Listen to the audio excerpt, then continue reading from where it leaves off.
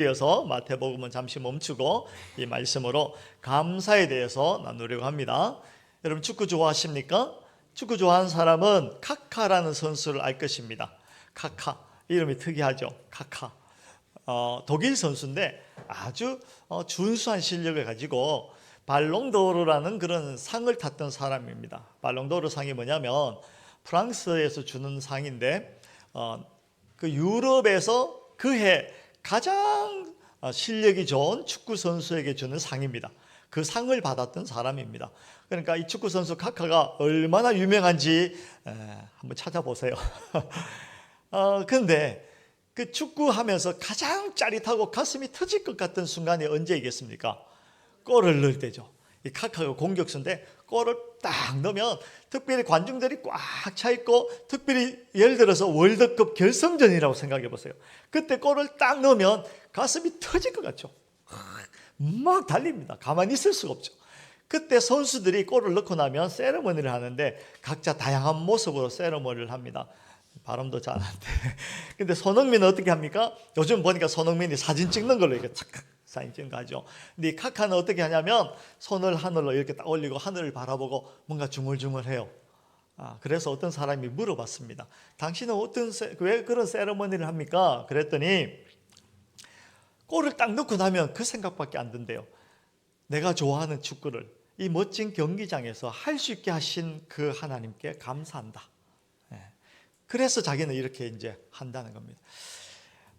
여러분, 감사합니다라는 것은 참 평범한 말 같지만 인생에 있어서 최고 감격스럽고 그 절정의 순간에 자연스럽게 나오는, 정말 행복이 꽉 차 있을 때 나오는 그 말이 감사합니다. 여러분 뭐 TV에 보면 상 받고 나면 늘 그러죠. 감사합니다. 감사합니다. 가장 행복할 때 나오는 말이 감사합니다라는 것이죠. 그리고 보면 행복하다라는 말과 감사합니다라는 말은요, 같은 감정입니다. 우리가 느끼는 감정으로 정말 나는 행복합니다 라는 말과 정말 나는 감사합니다 라는 것은 같은 감정이라는 것이죠. 여러분 다 행복하고 싶지요? 스스로 한번 물어보시기 바랍니다. 여러분 행복하십니까? 뭐 억지로라도 아멘 하면 돼요. 여러분 행복하고 싶고 다 행복하고 싶죠. 저도 그래요. 행복하고 싶어요. 근데 여러분 그거 아세요? 방금 말씀드렸지만 행복과 감사가 같은 감정이잖아요. 그렇다면 내가 행복하지 않은 이유가 무엇이겠습니까? 감사가 없어서 그래요. 감사가 없다는 것은 감사할 거리가 없어서 그런 것이 아니라 감사할 능력이 없어서 그래요. 감사하는 기능이 고장이 난 겁니다. 감사하는 기능이 고장이 났어요. 그 민감하고 예민하고 한 사람들은 그 바람에 스치는 잎사귀만 봐도 감사합니다 하는데, 이 기능이 고장난 사람은 시끄럽다, 저리 가라, 귀찮다, 이렇게 되는 것이죠. 여러분 오늘 감사주일인데 오시니까 뭐 난리를 쳐놨죠. 앞에 뭘 이렇게 갖다 놓고, 여기 국화인데 이게 무슨 국화라고 했는데 제가 이름은 잊어먹었어요. 갖다 놓고 이게 갈대가 아니죠. 갈대가 아니고 좀 다른 종류 같은데 하여튼 뭐라고 여기 갖다 놓고 현수막 갖다 붙이고 여기도 뭘 갖다 붙이고, 이게 뒤에서 보이시진 않겠지만 여기 보여요? 보이시는 분 다음 주에 예배 안 나오셔도 한 주는 빠질 수 있도록 제가 허락해 드리도록 하죠. 눈이 좋으시네. 이렇게 허덕음을 떨어놓으면 어떤 사람은 이걸 보고 감사하다, 오늘 감사절이구나, 흐뭇하다, 이런 사람도 있지만 오히려 누군가가 옆에서 막 즐거워 기뻐하고 이러면 괜히 나는 내 형편을 생각하면 오히려 화나는 사람이에요. 괜히 돌 던지고 싶고. 여러분 감사의 기능이 고장나서 그래요. 이런 생각을 해봅니다. 미숙할 때는 감사를 잘 못해요. 미숙할 때는. 아이를 다 키워보셨잖아요. 저도 뭐 아이가 이제 다 컸습니다만은 그 아이를 키울 때 누워있을 때 막 젖먹이고, 저도 젖병 아주 잘 씻어요. 아주 프로입니다, 프로. 하루에 젖병이 얼마나 많이 나오는지 그냥 젖병 씻고 막 잘해요. 근데 그거 하면서 전혀 힘들지 않았어요. 즐겁게 했거든요. 근데 그 아이가 젖병을 물려주면 또 얼마나 잘 먹는지 몰라요. 근데 놀라운 건요, 저희 아이가 한 2, 3개월 됐을 때 그 젖을 다 먹더니 다 먹고 아주 만족스러운 얼굴로 저를 한번 쳐다보더니 이렇게 이야기했어요. 감사합니다, 아버님. 진짜라니까요. 그러지 않죠. 그 아이는 아직 미숙하기 때문에 감사가 무엇인지 모르고 감사할 줄도 몰라요. 그 아이는 아직 미숙하기 때문에 그래요. 감사는요, 고도로 성숙한 사람만 할 수 있는 겁니다. 미숙할 때는 감사가 안 돼요. 성숙해지면 비로소 나오는 그 단어가 감사합니다인데, 그 성숙한 것, 다시 말하면 좀 철이 들면 나오는 첫 번째 감정이 바로 감사합니다. 감사합니다.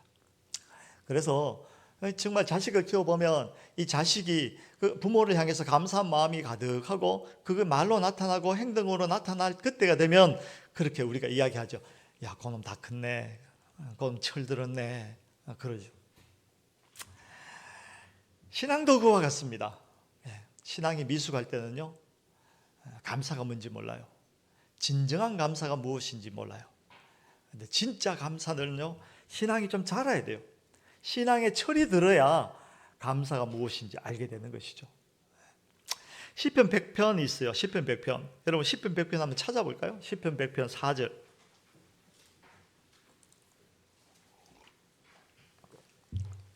구약 성경 시편 100편입니다. 이것도 그래요. 교회에 처음 오신 분들은 구약 성경이 뭔지도 모르고 시편이 뭔지도 모르고 목사가 시편 100편 찾으세요 하고 신약이 있습니다. 이러면 또 신약이 뭔지도 모르고 신약을 찾고, 그러니까 우리가 편한 대로 살면 안 되는 것 같아요. 자, 시편 100편 4절을 한번 같이 읽어보겠습니다. 시작. 감사함으로 그 문에 들어가며 찬송함으로 그 궁정에 들어가서 그에게 감사하며 그 이름을 송축할지어다. 찬송하고 송축하고 이게 무엇입니까? 예배한다는 뜻입니다. 예배는 찬양하는 것입니다. 예배는 신자의 가장 고귀한 행위거든요. 그런데 여기 시편 100편 4절을 보면 그 예배의 자리에 누가 들어갈 수 있다고 이야기하십니까? 누가 들어갈 수 있어요? 그 문에 들어가려면 무엇이 필요합니까? 감사가 필요해요. 감사. 감사가 무엇인지 아는 사람, 하나님 그 아버지께 정말로 진정으로 감사합니다 할 줄 아는 사람이 비로소 예배의 자리에 들어갈 수 있고 비로소 예배할 준비가 되는 것이고, 그런 사람이 하는 예배를 하나님께서 야, 너 참 예배 잘한다 이렇게 받아주시는 것입니다. 감사할 줄 아는 사람이 예배하는 것입니다. 그 감사가요, 시편 100편 3절을 한번 보시기 바랍니다. 3절을 또 같이 읽습니다. 우리 시작.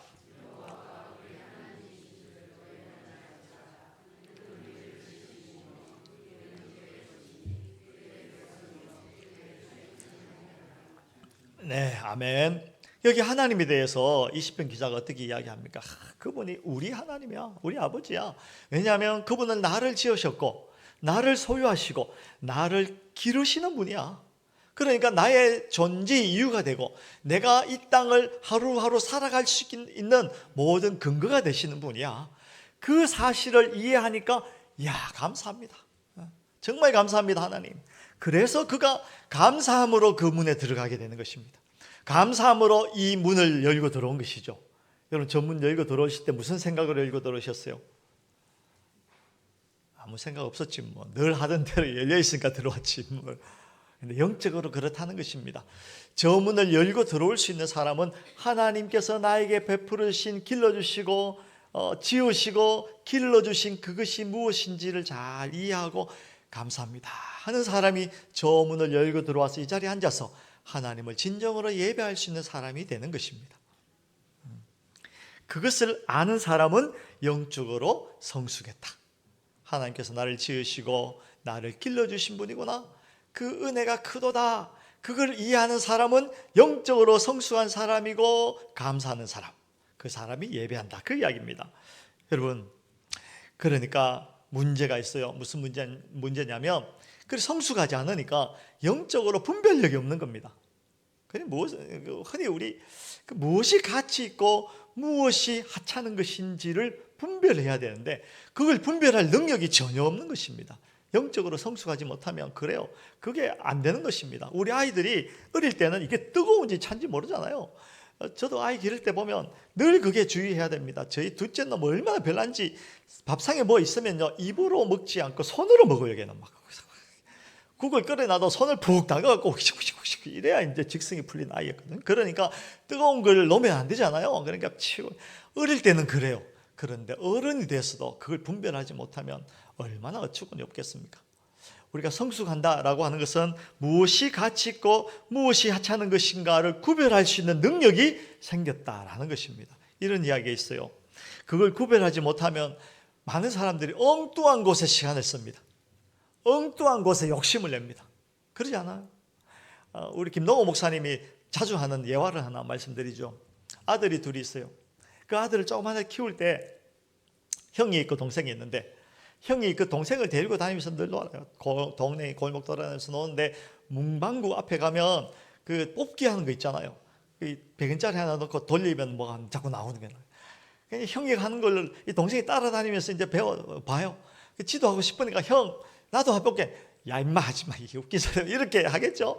그러면 얘는 어떻게 가만 보니까 거기 100원짜리 하나 딱 넣으면 되는 걸 배운 것이죠. 그래서 어느 아빠한테 가서 아빠 100원만 달려 100원만 뭐 하려면 그러고 100원만. 근데 아빠가 귀엽잖아요. 조그만 놈이 와갖고 100원 달라고 하니까 그래서 어떻게 했어요? 주머니에 손 넣어가지고 동전 하나 찾았는데 100원짜리가 있었을까요? 없었을까요? 있었으면 말도 안 하지. 없는 거야. 그래서 보니까 쑥 냈는데 500원짜리가 있어요. 그러니 이제 할 수 없이 야 여기다 500원짜리 가져가서 하라고 줬는데 문제가 생겼어요. 얘는 너무 어려가지고 100원짜리만 알지 500원짜리는 무엇인지 몰랐던 것이죠.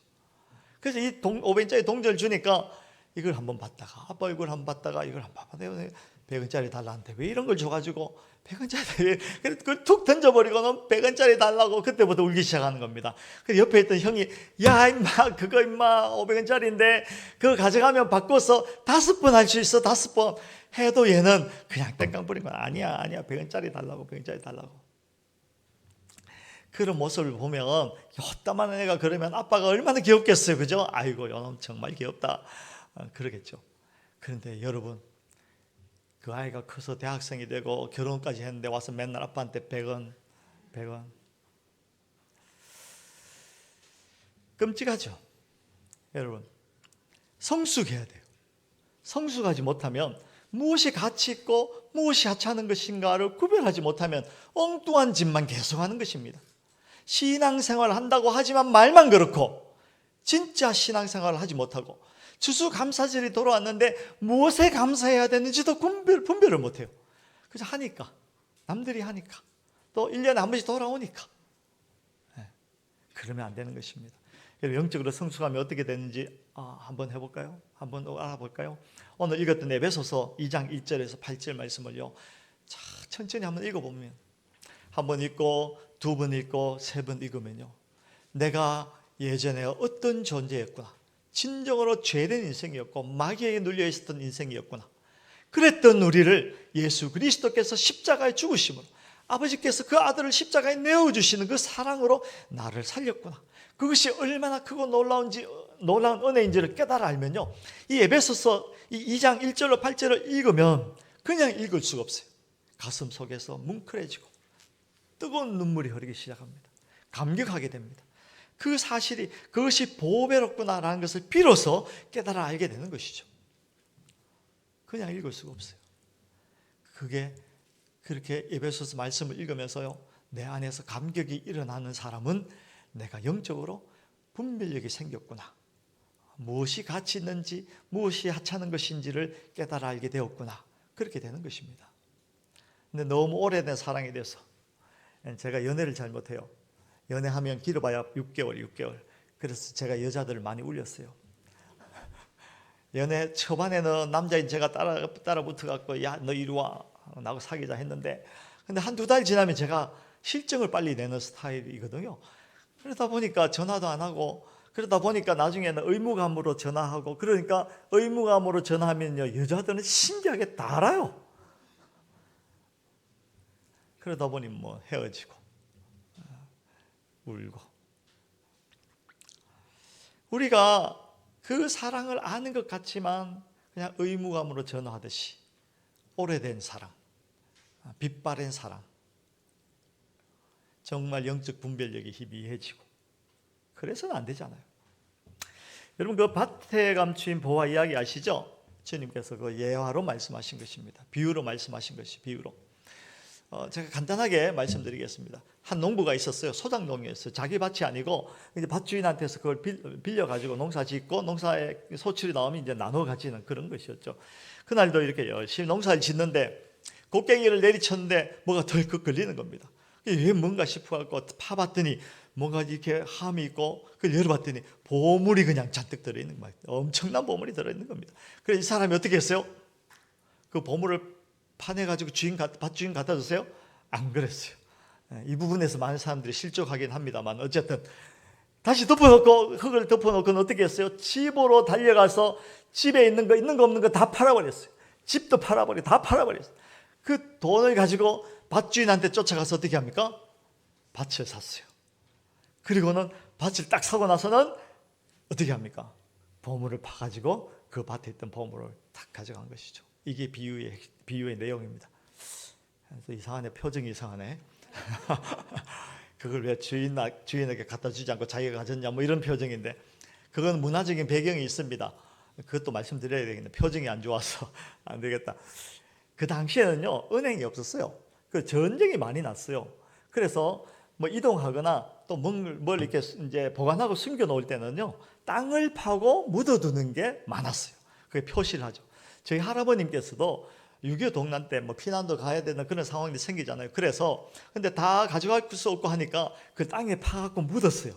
근데 그냥 파고 묻은 게 아니라 그 위에 나무를 심어놨어요. 저희 할아버님 아주 명석하시죠. 그러니까 반응이 없네 또. 여러분 우리 신흥교회 성도들은 반응을 잘하는데 여러분 어디서 오셨어요? 이게 그 위에다가 나무까지 심어놨으니까 절대로 나무 밑에는 없을 것이라고 생각을 하는 거죠.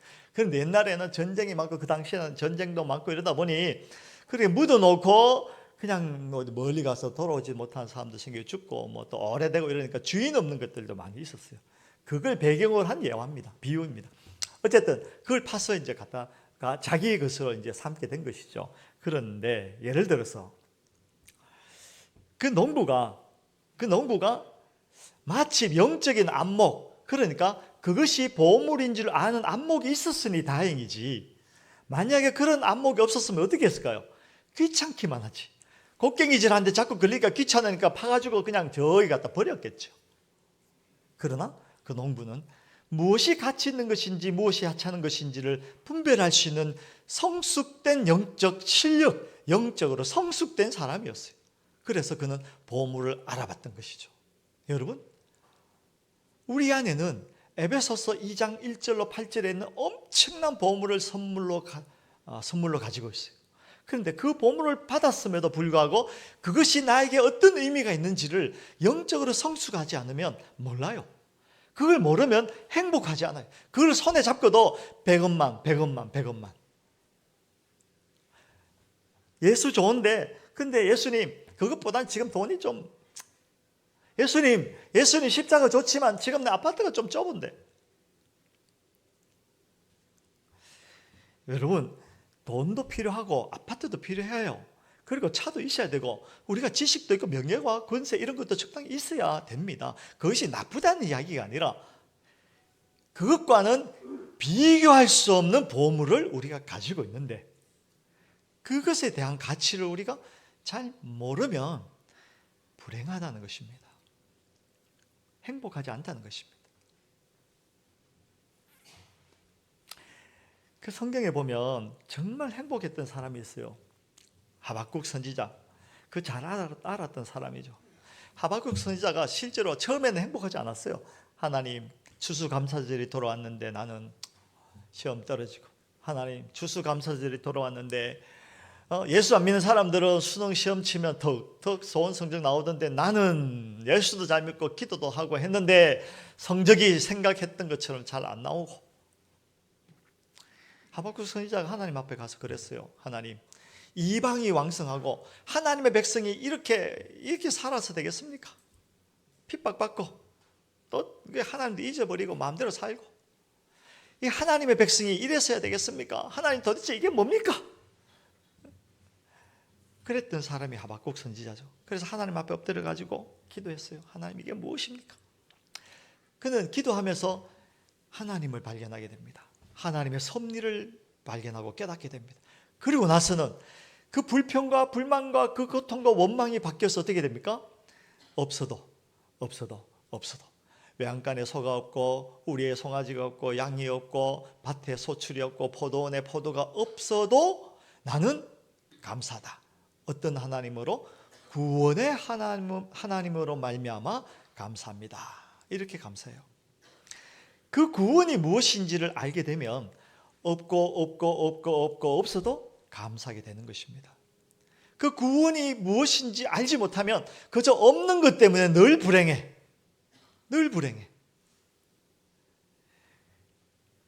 그런 영적인 성숙이 우리에게 필요합니다. 나는 과연 영적으로 성숙한가? 깊이 생각해 보시기 바랍니다. 오늘 추수감사절이잖아요. 과연 나는 감사하고 있는가? 다윗도 그랬어요. 다윗은 왕이었잖아요. 권세가 많았어요. 돈도 많았어요. 아내도 많았어요. 그런데 문제가 하나 있었어요. 시편 32편에 보면 그가 정말 하나님께서 자기를 눌러서 온몸에 있는 진액이 다 빠지는 것 같은 고통 속에 있었어요. 그걸 너무나도 괴로워했어요. 다 가졌는데 심지어는 그 밧세바까지 가졌잖아요. 그리고 그게 사실 여러분 완전 범죄였어요. 하나님 외에는 아무도 몰랐어요. 그리고 그는 공소시효가 지나기만을 기다리고 있었어요. 파리가 한 마리 있어요. 공소시효가 지나기만을 딱 기다리고 있었어요. 그런데 하나님께서 나단 선지자를 보내가지고 지적한 거예요. 너가 네 속에 이런 죄가 있고 그 죄가 너를 괴롭힌다. 그 죄를 가지고 너는 말라 죽을 것이다. 이렇게 지적하니까 그가 돌이켰을 때 하나님께서 다시 그를 받아주시죠. 그리고 나서 지은 시가 시편 32편입니다. 그 1절을 제가 읽어드릴게요. 허물의 사함을 받고 자신의 죄가 가려진 자는 복이 있도다. 허물의 사함을 받고 자신의 죄가 가려진 자는 복이 있도다. 우리는 다 죄인입니다. 이런 죄가 사함을 받고 우리의 죄가 예수 그리스도 십자가로 말미암아 다 구속함을 받았다. 그 죄에서 건짐을 받았다라는 그 사실을 이해하고 나면 그가 왕이 문제가 아니었구나. 땅이 많은 게 나를 행복하게 하는 거 아니었구나. 군사가 많고 재물이 많고 이쁜 아내가 있고 자식이 있어도 그것이 나로 행복하게 하는 것이 아니었구나. 내가 행복하게 되는 유일한 길은 죄사함을 받고 구원함을 얻는 그 길이었구나. 그것을 노래하게 되는 것입니다. 다윗처럼 우리가 그래야 돼요. 추수감사절 전주에 여러분 뭐 하셨어요? 지난주에 뭐 하셨어요? 성찬 예식 했잖아요. 생각해보면 추수감사절은 정말 감사하고 기쁜 날인데 그 전주에 성찬 예식하면 엄숙하고 십자가, 고난, 고통 이런 것들이 연상되는 그런 성찬 예식이잖아요. 하필이면 추수감사절 앞에 왜 성찬 예식을 할까 그런 생각 안 해보셨어요? 저는 많이 했거든요, 어릴 때. 그런데 이런 의미가 있는 것입니다. 추수감사절이 오기 전에 진정으로 우리에게 감사할 내용이 무엇인지를 확인하라는 것입니다. 진정으로 우리가 감사할 제목은 나의 죄사함, 예수 그리스도, 십자가, 그 십자가로 나를 구원하신 그 은혜, 그 은혜를 확인하라는 것입니다. 그 은혜가 나의 유일한 감사의 제목이라는 것을 확인하라는 것입니다. 그리고 한 주 동안 그 은혜를 묵상하고 추수감사절에 와서 비록 내가 수능 성적이 잘 안 나오고 비록 실현당하고 비록 직장에서 어려움을 당하고 비록 좋은 아파트도 없고 복권에 당첨되지 아니하였다 할지라도 구원의 하나님으로 인하여 내가 감사합니다. 그 마음으로 추수감사절을 지내는 것입니다. 영적으로 성숙하면요, 무엇이 가치 있는지 무엇이 하찮은 것인지를 분명히 깨달아 알게 되고 진정으로 감사함으로 저 문을 통과해서 예배할 수 있게 되는 것입니다. 그때 하나님께서 우리를 향하여서 야, 너 철들었다. 그렇게 말씀하시는 것이죠. 여러분, 우리의 수준을 높이십시다. 영적 수준을 높이십시다. 높여야 되죠. 우리가 언제까지 어린아이처럼 살았어야 되겠습니까? 우리의 수준을 높일 수 있기를 주의 이름으로 축원합니다. 그런 사람들은요, 모든 상황 속에서 흔들리지 않아요. 있어도 좋고 없어도 좋고. 왜냐하면 나는 구원받았으니까. 나는 구원의 은혜를 가졌으니까 누가 나에게 뭐라고 하든지 어떤 상황이 되든지 흔들리지 않아요. 그런 사람이야말로 나는 평안하다. 나는 평안하다. 제가 성경 공부하면서 물어봤어요. 교회에 와서 사람들이 기대하는 것이 무엇일까요? 그랬더니 위로요 이러더라고요. 위로요. 그렇죠. 우리는 다 위로받기를 원합니다. 위로받아야 하죠. 근데 그 위로가 어디서부터 오는지 아세요? 무엇이 있고 무엇이 더하고 무엇이 많아서 오는 것이 아니라 없고 없어도 예수 그리스도 그분을 통하여서 나를 구원하신 그 은혜가 가장 보배롭다는 것을 깨닫는 그 시간부터 진정한 위로가 우리 속에 들어오기 시작합니다. 그 위로가 저와 여러분들 속에 충만하기를 주의 이름으로 축원합니다. 추수감사절이잖아요. 그렇게 되면요, 기죽지 않아요. 기죽지 않아요. 그렇게 되면요, 감사를 억지로 하지 않고 분에 넘치게 하게 됩니다. 여러분, 결혼식 가면 축의금 가져가시잖아요. 근데 축의금 액수가 똑같나요? 다르죠. 다르죠. 어떻게 다릅니까? 기준이 뭡니까? 사람 보고 하잖아요. 사람 보고 어떤 사람인가. 그런데 그 중에 정말 내가 감사할 사람, 내가 정말 힘들게 어려울 때 나에게 정말 생명수를 부어줬던 그 사람의 자녀가 결혼한다. 그러면 어떻게 해요? 내가 할 수 있는 힘을 다해서 오히려 넘치도록 감사를 담아서 하게 됩니다. 그러면 그걸 받는 사람은요, 봉투회를 보고 깜짝 놀라죠. 어이구, 이렇게 많이. 그런데 그걸 한 사람은요, 힘을 넘치게 하고 나면 오히려 뿌듯합니다. 그것에 대한 감사가 무엇인지 내가 알고 그 힘에 지나도록 하고 했다는 그 자체만으로도 내가 기쁘고 평안하고 뿌듯하고 행복한 것이죠. 비록 내가 그 축의금하고 내일 아침, 점심, 저녁을 다 굶는 한이 있더라도 없고 없어도 나는 구원의 하나님으로 말미암아 감사한다. 이게 성도의 노래입니다. 그게 예배하는 자의 마땅한 자세이고 추수감사절에 저와 여러분들이 누려야 할 은혜입니다. 그 은혜가 여러분들에게 가득하시기를 주의 이름으로 축원합니다.